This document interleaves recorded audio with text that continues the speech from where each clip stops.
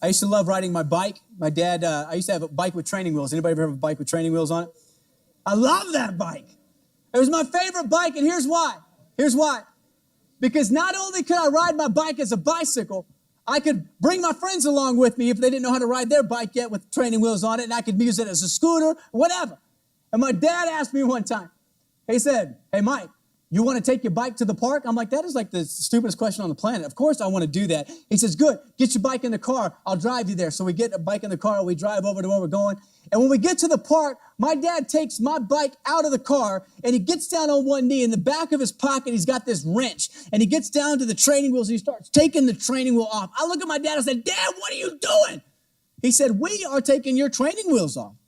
I said, we are not doing anything. That's you, and I don't like it. He said, I don't care. I was like, I do. That's my bike. And he said, just stop talking. I'll finish this. He takes my training wheels off. And he looks at me and he looks at the bike. He says, get on. I was like, you lost your mind. You get on. He said, Michael, get on the bike. I said, no, I ain't doing it. And he holds the bike like this on the seat. He says, Mike, if you want to eat dinner tonight, you're going to get on the bike. I said, okay. So I got on the bike, and here's the words of my father. He says, Michael, I promise. Listen. I promise I won't let go. I believed him. So I'm sitting on this bike, and my dad says, pedal. I said, you sure about this? He said, go. So I start to pedal, and every 2 seconds, I'm kind of looking back at him like, is everything going to be okay? And as I'm kind of driving my bike a little bit, steering my bike, if anybody's like me, if you can do something for like 2 seconds, you think you're a professional at it, don't you? So I think I'm like a BMX pro biker now because I've ridden my bike for like 2 seconds without training wheels with my dad holding on to the seat. And so I just forget about my dad, but there was something about him that was kind of crazy. The faster that I would go, he would have to run. And my dad had me a little bit older on in life, so he's kind of like grandpa almost. So he's holding on to my bike, and when he would run, he would make this noise like, I'm like, don't make that noise. That's bad. But I kept going, and it didn't bother me.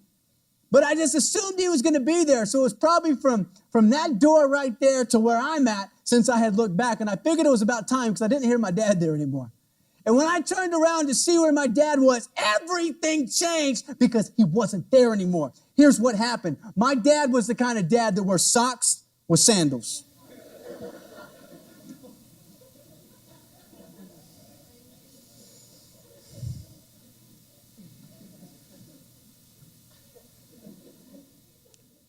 There was a tree stump sticking out of the ground.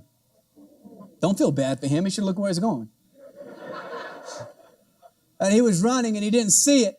And he stumped his big toe on this tree stump, doing a front flip, landing on his back. You feel bad for him? I don't.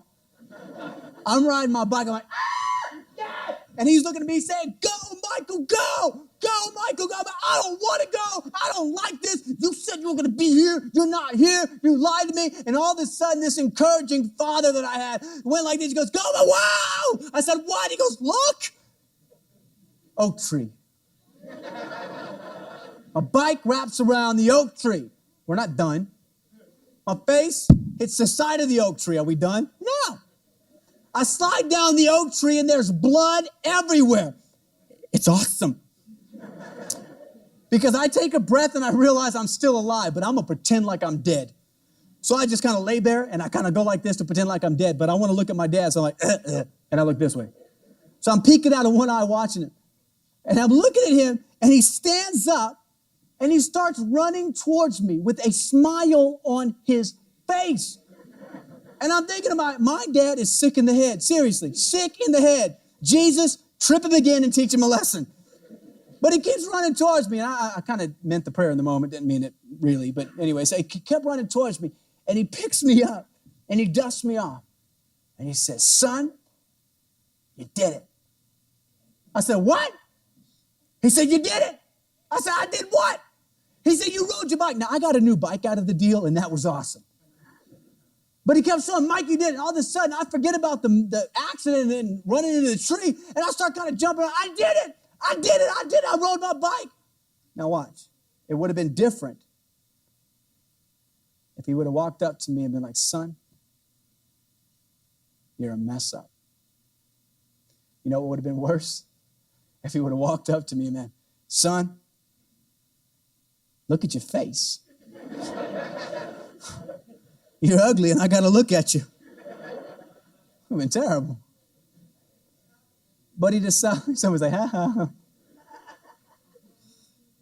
But he decided to show me what I did right. It's not what's wrong with us that makes us want to change for the better. We know what's wrong. What makes you and I want to change to become the best version that we've been created to be is to really know what's right with you. And maybe today the encouragement that you got to have is some of you made some all-in moments, and I'm proud of you for that. That you do have what it takes. And as we walk away from here today, I didn't want to kind of show all the terrible things about our generation. I want to show all the good things and inspire some people to go out and multiply the gifts.